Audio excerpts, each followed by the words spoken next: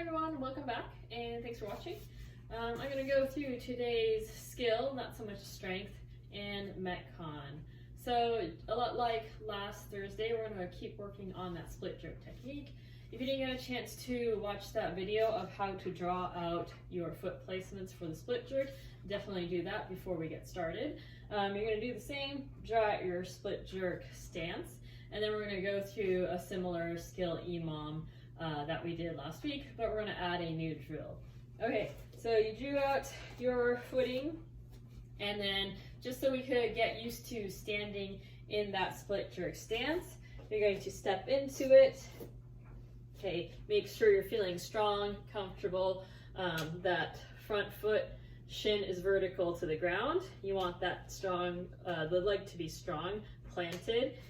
And then the back leg is, the heel is off the ground in a quarter lunge position. You want to be driving that foot strong into this posted leg, and that's how you're getting your balance. You also want to be internally rotating this leg, creating some torque, further creating more stability. All right, so you want to feel strong, balanced here, belly tight, tailbone tucked, squeeze everything. And in that solid position, we're just going to do 5 strict press. So pressing up, head through to finish 5 times. Pause for a second at the top so you feel that strong catch position. Bring it down, head through, touch, push through. So all we're doing is going into that strict press and feeling your balance, feeling strong in that catch position of the split jerk. That's all we want to do. All right, so you're going to go through a 3-minute EMOM of doing those 5 strict presses, making sure you're pausing at the top. Don't rush through the reps, just get a good feel for your balance. After your 3-minute EMOM, we're going to go into a 5-minute EMOM, and we're going to do the jerk balance, just like last week, so I won't go into a lot of detail. You're going to set up, and you're going to dip down, drive that bar up off the shoulders, and then you're going to punch through, stomp your foot in that landing position. Again, 1 second at the top, because the whole point is to get you guys to feel comfortable, feeling that stance, that length, that width, and also the balance. Okay, so you're going to go through 3 to 5 of these jerk balances, and the goal is to land exactly in the same spot every time, because that's what you want to be doing in your split jerk. When you're doing Olympic lifting, you don't want to be doing different techniques, different stances every time you lift. It should be very similar no matter how light or how heavy. All right, so following the 5-minute EMOM of 3 to 5 jerk balances, here's where we're going to do something new. We're going to do a 5-minute EMOM of tall jerks. For your tall jerks, you're going to start with your bar at your forehead. Your feet should be at that start line, and with that bar on your forehead, you're going to come up on your toes. Make sure you're at a full extension. Do the best you can to keep good balance in that tall position. All right, so from that tall position, you're going to land in your split jerk position as you drive that bar up and get under that bar. So you're shooting to, again, hit that landing. So dip, or you don't want to dip, you want to be tall, and then punch into it, into that landing position. So again, make sure you line up your feet at that start position, on your toes, full extension, and then punch into the bar and get into that split stance.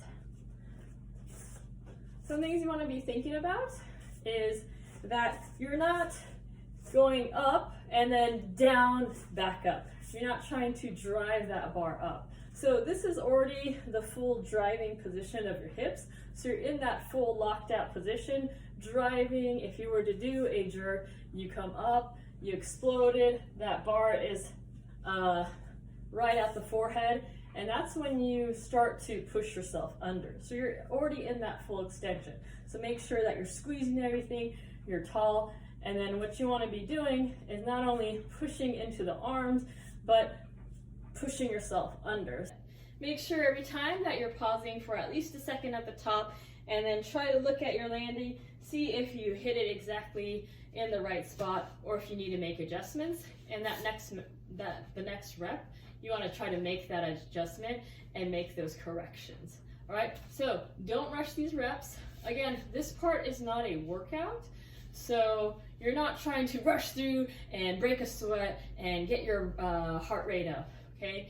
You do one rep, you think about it, you see what went wrong, what went well, and see if you can improve the next rep.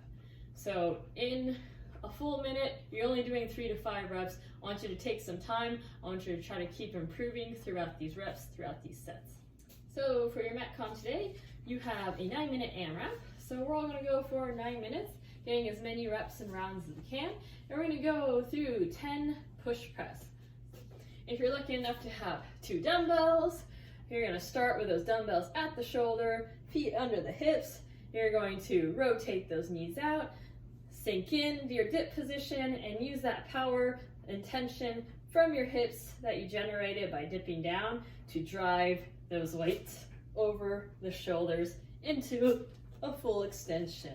If you just have one dumbbell, you could always use 2 arms on one dumbbell. If it's somewhat heavy, you're gonna dip down, drive that weight up. Or if you just have a medium weight and one dumbbell, you could do 5 on one side and then 5 on the other. Following your 10 dumbbell push press, you're gonna go into a forearm mountain climber.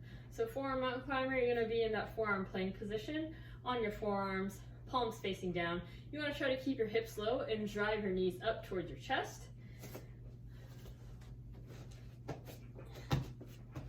So squeeze, stay low, drive the knees to the chest, tapping your toes. You're gonna do 20 of those. So that's gonna be 10 on each leg, and then you're gonna move into 30 double unders. So if you're lucky enough to be able to do double unders where you're working out at, get those double unders in. If you're not very good at double unders, you could always do some sort of modification of double under attempts. So I like to go for, depending on how good your double unders are, 5 to 10 attempts. But you're looking for about 30 to 45 seconds of work. So if you're not getting a single double under in and you do 7 attempts and it takes you 45 seconds, you want to move on to the next movement, which is going to be the push press. You could always do penguin jumps if you're indoors and you don't have a great setup to jump and do some jump rope. So you're working on that double under rhythm with 1 hop, 2 taps. And just like in the double unders, you want to stay light off the balls of your feet, and you want to be able to keep your shoulders relaxed. The important part of that double under is that you're keeping your heart rate up. So if you can't jump around a ton, you could always do some sort of toe taps or step on and off a stair. Okay? So repeat those movements over and over for 9 total minutes and try to get as many rounds and reps as you can. All right, lateral raise, you're gonna have some light weights. You're gonna keep those shoulders down, keep that belly tight, and you're gonna go straight out to the side. No higher than the shoulder level. You keep it even a little bit lower, and you're just going straight out to the side. For front raises, keeping those arms straight. Again, torso tight. You're gonna come straight up in front. Again, keeping it a little less or a little lower than the shoulder or about shoulder level. For the sideline thoracic rotation, you're gonna want a pillow, a foam roller, something to keep your knee propped up when you're lying on your side. So you're gonna lie down on your side, stacking your shoulders and hips. The top leg is going to be bent at 90 degrees. Knee 90, hip 90. Again, shoulders and hips stacked. You're gonna have your palms together, and then you're gonna open, rotate, stretch.